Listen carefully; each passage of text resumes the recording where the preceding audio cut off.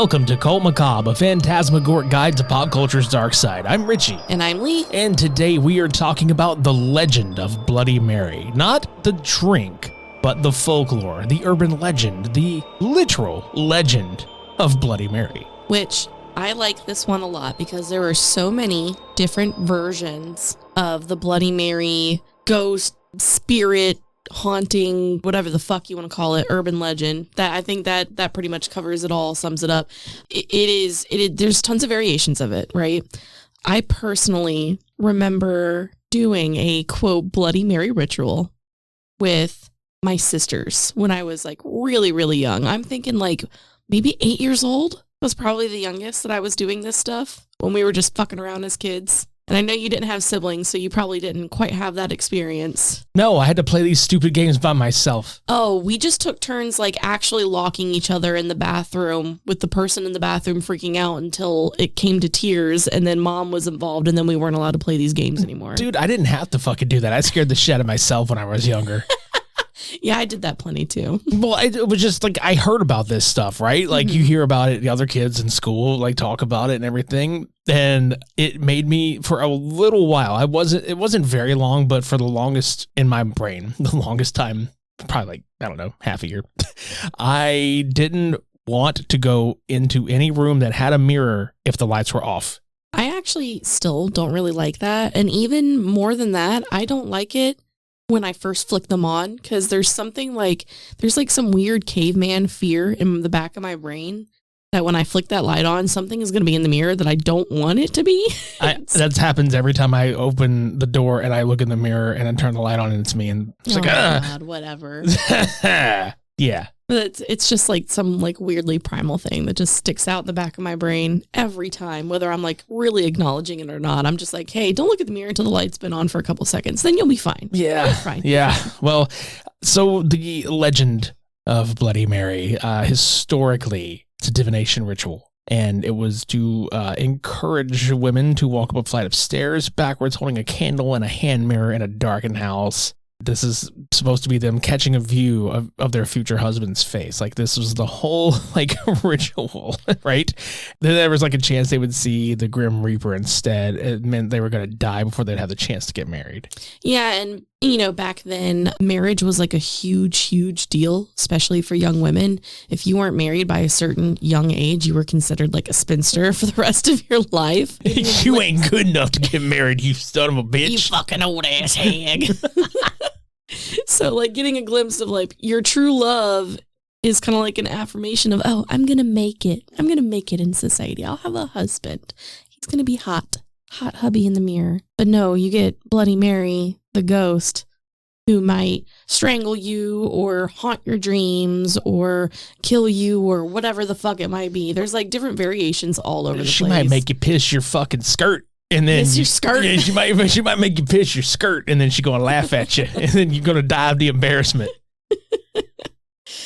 So, like, the personal variation that I am familiar with from my childhood the most would be getting into the bathroom, closing the door, turning off all the lights, sometimes shoving like a towel at the crack of the door. You know, like you're smoking weed in the bathroom and you don't want your mom to smell it.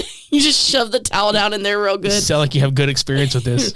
That's another episode. Anyway, so you shove the fucker down there. That's on our Evil Bong episode. Go check that one out. But the idea is that you have utter darkness, you know, no form of light. In other iterations, you're going to be holding like a dim light, like a candle or something along those lines. But no, for us, it was complete darkness. You have to look in the mirror, even if you can't see shit. You just look ahead of you in the mirror and you say Bloody Mary 3 times. And after that, if you are considered, I don't know what we thought it was. If you were like a good, innocent person, Bloody Mary wouldn't murder you or whatever. I don't even know. It had nothing to do with love lives. I can tell you at that age, we didn't give a shit about any of that. I will say that this also has origins that go back to Japan. Are you familiar with that? So the one that I remember was like the Queen of England, like kind of being one of the other origins to it and everything like that. Elizabeth Bathory was another kind of influence on the lore itself, but like Japanese, that's new to me. Gotcha. That's one thing I've actually never heard. So please enlighten me, and I'm sure please enlighten everybody out there listening. Yes, I would be happy to. And this is something that's been modernized a lot, like somewhat recently in Japan as well.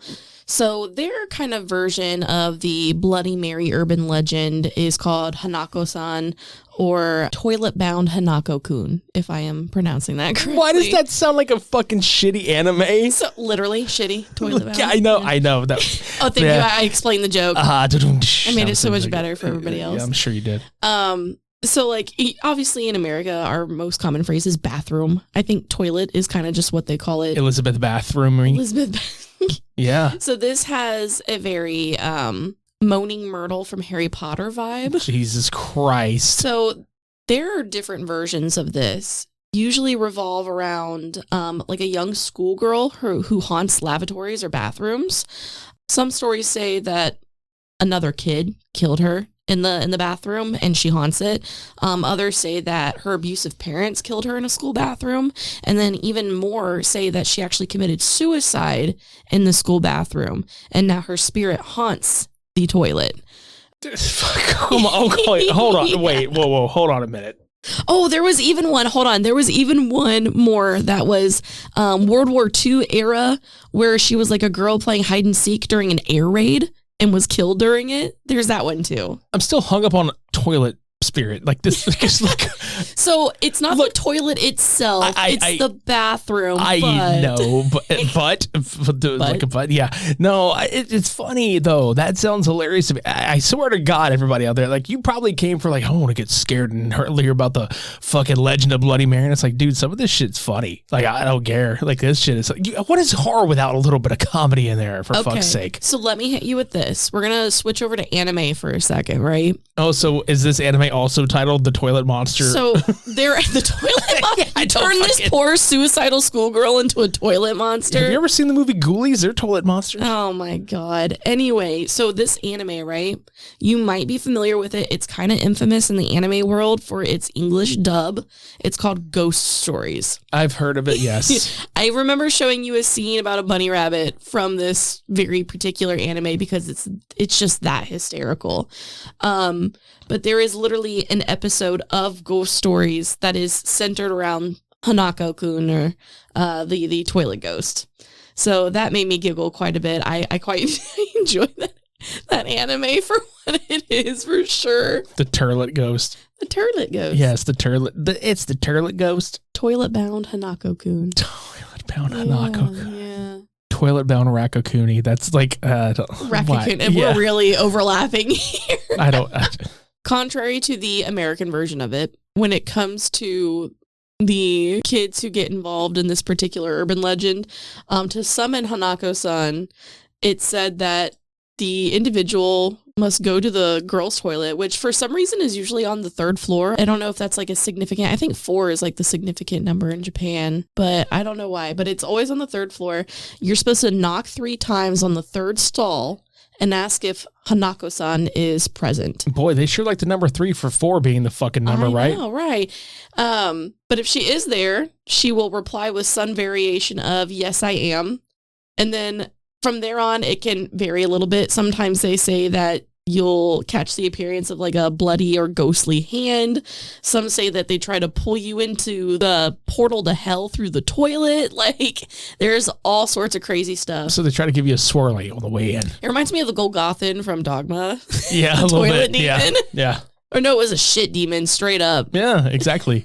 Turlet demon, the shitty demon. But yeah, so like versions of this exist, in various spaces across the world. I'm sure there's other countries that have really similar stories in their folklore as well. But it's something that, just kind of vaguely persists. And I find it to be most popular with kids. I don't recall having one adult conversation about Bloody Mary until this moment. This is, it's just all so fascinating, actually. I'm dead serious. Like, what the fuck? Are you still stuck up on the Japanese toilet demon? Kind of. Like, you hear it, right? Like, you hear the name Hanako-san. It's like, oh, man, this is about to be fucking intriguing. They're just like, yeah, it's a ghost. It pops out the shitter.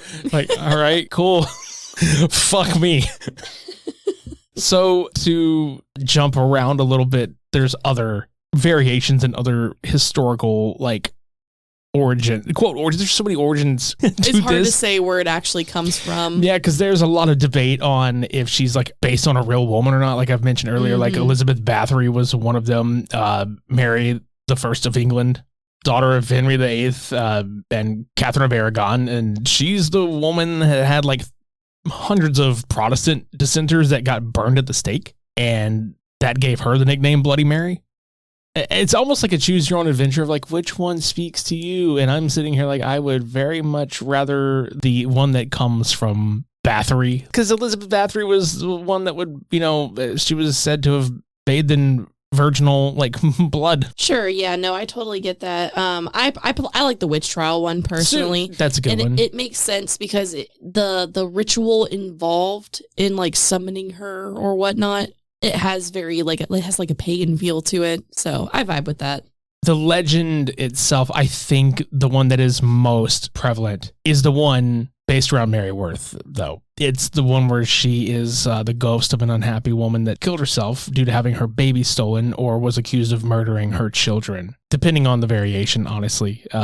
Basically, it would turn her spirit angry. Then she would haunt the world with mirrors. Like this is the one where it's like if you stand in front of the mirror, you can make the ghost appear saying, "Bloody Mary, I killed your baby," or "I believe in Mary Worth." I had never heard the baby bit before. See, as soon as you mention any sort of urban legend or ghost folklore about a woman killing babies, my brain immediately goes to, oh, woman in white? Yeah. Every single time. I wonder if there's actually like an actual connection between those two. We're gonna have to save that for another episode. Probably. But anybody that's foolish enough to provoke her is said to pay the price. Unlike other ghosts that are scary to humans, Bloody Mary is said to be capable of physical harm and will either kill her victims by disfigurement, decapitation, or by scratching their eyes out. Or strangulation. I think I saw that a couple times too. That was a popular one. Choke me, Mary. Harder. Yeah. However, if she is in a merciful, and I say, quote, merciful mood, she is said to simply turn her victim insane, or in other rare versions, she may take fancy to somebody and drag them into the mirror. So this also kind of plays into the turlet demon that drags them into the fucking portal of hell. Demon. Yeah, the turlet demon. So, dragging them to hell, basically, like in the movie Poltergeist. We should play it sometime. I love how you just fucking looked at me like, nah. My anxiety level be too high for that. I be too high for that. Like, I love horror. I love creepy shit. Love urban legends, ghosts, demons, whatever the fuck. Shove them right up my asshole. I don't fucking care. But I'm a paranoid, jumpy bitch. That does not stop me from being afraid. She's also been known as Hell Mary, like Hell, hell. I did see that. Yeah, I did read that as well. Yeah. Mm-hmm. I'll also point out that this type of, I mentioned how there's like a really ritualistic, pagan-y feel to this. There is actually a word for using divination in a mirror like that, and it's called catoptromancy. That's a cool word, though. It is a cool word, and I just learned that word today, and I thought that was very neat. But yeah, that's divination with a mirror. So I guess we know when you're chanting in a mirror ritualistically, it does count as catoptromancy. But yeah, Bloody Mary has made its way around pop culture in so many variations. And I mean, it's other than what we've discussed here. Like, I know we kind of bounced through, but it's very, kind of everywhere. TV series have talked about this, like Supernatural. I know we always bring up the TV series Supernatural a lot, but it really does kind of give you a little bit of everything that we have and will talk about. They kind of blanket cover a lot of stuff. Yeah. It's hard not to reference, and it's a huge part of pop culture. So it's kind of just prevalent. Oh, there's an episode of regular show also called Jinx, and I actually remember that one. It's where Rigby gets jinxed by Mordecai. Oh, Lord. Yeah, I remember that one, and there's like a jinx curse. Mm-hmm. Yeah. And then South Park did one called Hell on Earth 2006, where Butters summons the ghost of Notorious B.I.G. Biggie Smalls. Yeah. I remember. I think that was a Halloween episode. Yeah. Okay. Yeah, no, that was the Satan's costume party. That's right. Yeah. Fuck yeah. That's the thing about urban legends. They really, they're so integrated into our culture that they pop up in the most unexpected places, and I really enjoyed that. Yeah. And of course, I'd be surprised if any of you out there listening haven't heard the song Bloody Mary by Lady Gaga, which was also covered by favorite band of the podcast, Dead on a Sunday. Yeah, we love Dead on a Sunday. We got the opportunity to go to one of their concerts in the past year, and that was a really fun road trip, really great experience. Good crowd of people, too. I enjoyed that quite a bit. Yeah. Got to hear that song live, too. Oh, yeah. The covers are one of my favorite bits of those shows. But, yeah, that was a good experience. Great musician. Really appreciated that opportunity. Got to meet him and take pictures afterwards. Yeah, Ross is great. Yeah. Bloody Mary bringing people together. Who knew? One murder at a time. But yeah, that's the legend of Bloody Mary. And when we say legend, it's like, oh my God, you guys butchered this. No, we fucking didn't. You know how many legends there are? You know how many fucking stories there are within stories? This is like fucking Bloody Maryception, bitch. I could probably make something up on the spot, and it probably already exists in some form somewhere. No, you could make it up on the spot right here, not tell anybody that you actually made it up, and somebody would add this to like the fucking like the Bloody Marypedia article or whatever the fuck. Wikipedia for urban legends. Wicca, like WICCA. Oh, yeah, Wikipedia. That's smart. I like that. Bastard. That's me. We hardly ever end off an episode by telling you what's coming up because every episode is like a standalone. Maybe we should change that. I don't know. Maybe it'll make you come back for something else. If you've made it this far, thank you for listening this far. We are actually going to close out this current season with our next episode. And it was voted on by you, our listeners, and you, our social media followers. Thank all of you so much for your participation in that, by the way. We love getting to chat with you guys about things that you would like to see on the show, and it helps us out, too. And we're excited to give you content that you're excited for. That's right. So without any further ado, if you haven't actually kept up with us, please follow us at The Cult Macabre on Instagram, and you can follow us on Facebook. We are going to be covering Winnie the Pooh, Blood and Honey. Yes, that fucking movie. I'm psyched. Look, you guys had the opportunity to vote between that or Screamboat, starring David Howard Thornton of Terrifier fame as fucking Steamboat Willie. And we are shocked that you guys actually chose Winnie the Pooh, Blood and Honey. We'll talk about it because there was a sequel, and we know that there's an entire Poohniverse. Do you have to call it that? That's what it's called. The Poohniverse? Yeah, Poohniverse. Yeah. It sounds like POON. Yeah, I know. That's what's funny about it. Oh, no. But it really is the Poohniverse, and it's like Winnie the Pooh and Bambi and all these fucking characters that are going to have like the Bambi one, man. Damn. There's a Peter Pan one. There's a whole bunch of them. Mm-hmm. We're going to have to watch Screamboat just for fun and maybe cover it in another episode anyway. Yeah, that'd be great. If you guys want to hear both of these movies, just let us know. We'll cover it at a later date. But yeah, on our next episode in 2 weeks' time, we will be covering Winnie the Pooh, Blood and Honey. So if you are listening to this episode, or if you've listened to any of our past episodes and you like what you hear, come back for more. We're actually going to be taking the month of September off and gearing up for our biggest season, which is Halloween season, baby. We are in Summerween. We believe in having spooky time all year long, but when October, November, December rolls around, that is the sweet spot for us. We will be doing an episode every week during that holiday season. We've got some really fun stuff planned, and we are thrilled to bring it to you guys. So I personally cannot wait.